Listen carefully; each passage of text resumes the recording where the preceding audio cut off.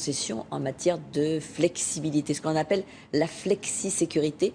Les premiers bilans montrent des disparités importantes d'une entreprise à l'autre. Une enquête signée Servan Adron et Samira El Gadir.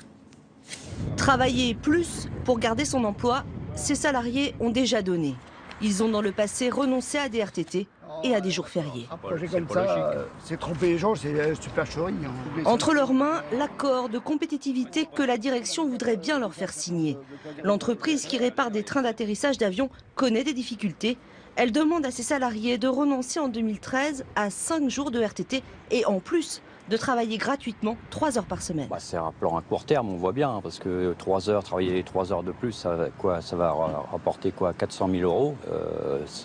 C'est pas ça qui va changer la donne. On s'aperçoit que les 10 plus gros salaires de Revima en 2 ans ont augmenté de 10%. Et si on prenait ces argents-là, c'est la moitié du plan. Donc l'argent, bon, il y en a quand même. Que des salariés autorisent leur entreprise pour traverser une mauvaise passe à geler les salaires ou à allonger la durée du travail sans contrepartie, ce n'est pas nouveau. Mais dans l'esprit de beaucoup, le résultat, c'est ça.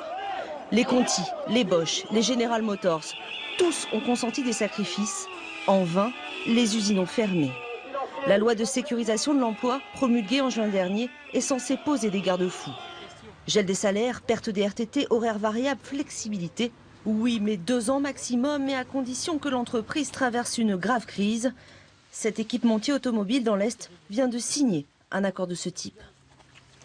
On nous a dit que voilà, pour l'avenir ce serait positif, espérons. Pour moi, c'est quelque chose qui n'est pas positif du tout. Nous avons négocié d'arrache-pied pendant 5 mois. On nous dit qu'on va maintenir l'emploi. Je pense qu'en vérité, c'est un plan social qui va continuer à être déguisé. Des salariés méfiants, surtout dans les petites et moyennes entreprises.